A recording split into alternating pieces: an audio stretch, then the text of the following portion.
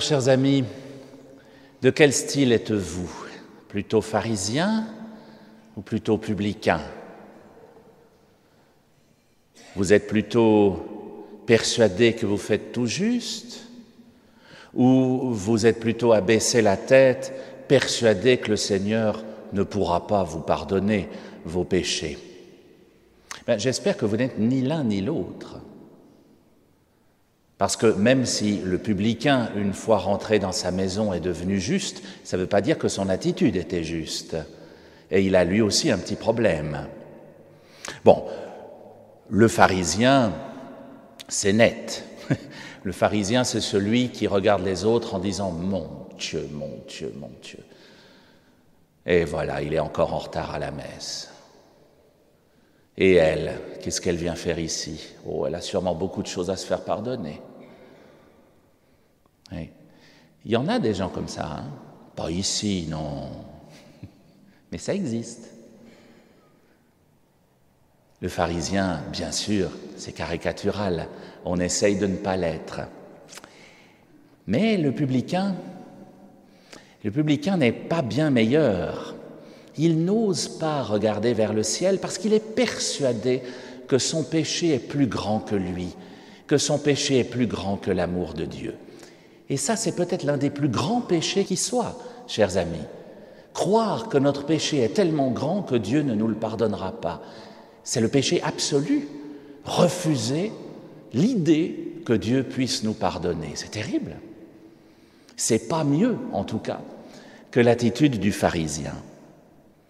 Alors, évidemment, à choisir entre les deux, on préférerait être du côté du publicain, très clairement. Mais en faisant ça, on tombe dans le côté du pharisien. Si on préfère être d'un côté, c'est que l'on juge. Vous voyez, la pente est glissante, hein. C'est très difficile de se maintenir sur le chemin de crête.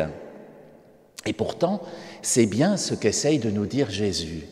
Il y a un chemin de crête entre le pharisien persuadé qu'il fait tout juste et le publicain persuadé qu'il fait tellement faux que Dieu ne lui pardonnera jamais. S'abaisser devant Dieu, oui, qui s'élève sera abaissé, mais qui s'abaisse sera élevé. S'abaisser devant Dieu, oui, s'écraser devant Dieu, non. Il y a une nuance. Alors, chers amis, la bonne nouvelle de cet évangile, c'est précisément le chemin de crête entre le pharisien et le publicain.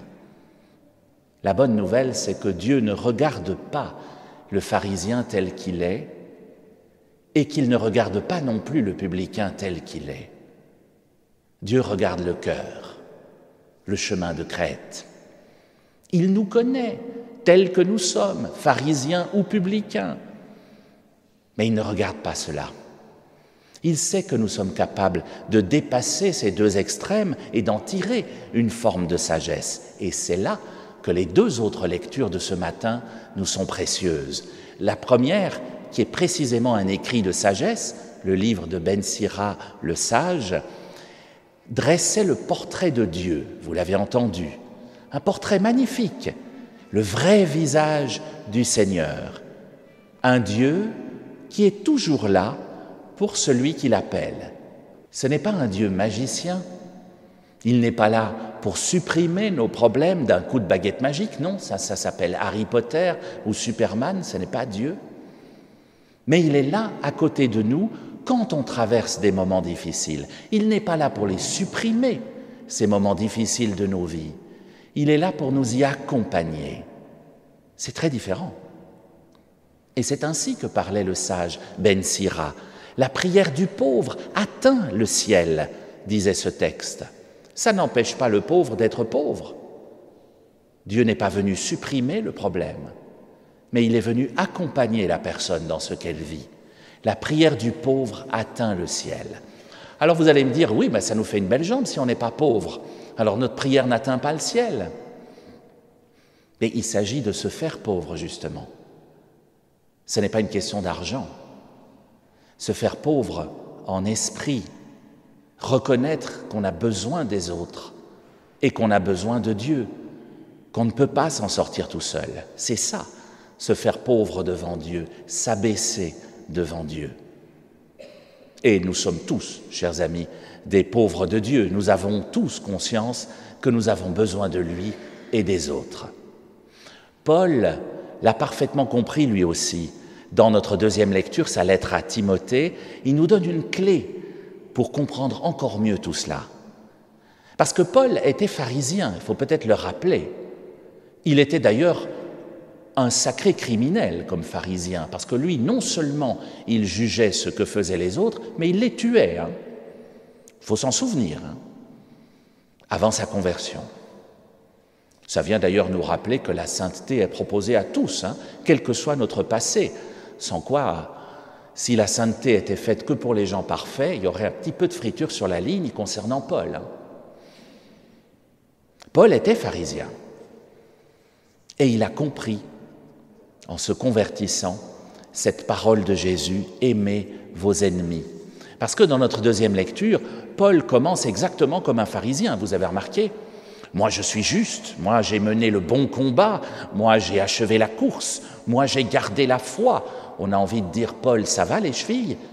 Dégonfle un peu, Mais il continuait. Paul était pharisien, mais il s'est converti. Il continuait en disant, tous m'ont abandonné, personne ne m'a soutenu, mais que cela ne leur soit pas compté, que cela ne soit pas retenu contre eux. Ah, ça c'est une sacrée conversion. Arriver à demander à Dieu de pardonner à nos ennemis, de ne pas leur compter leurs péchés, ça c'est pas mal. Il faut s'appeler Paul pour y arriver, mais on est tous en chemin.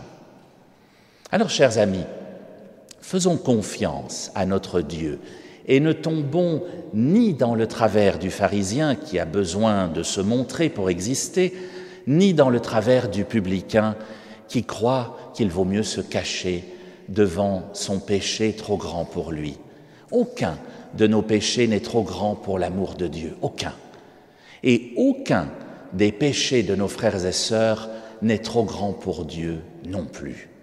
Dieu nous aime tels que nous sommes et non pas tels que nous nous rêverions. Et ça, c'est une sacrée bonne nouvelle.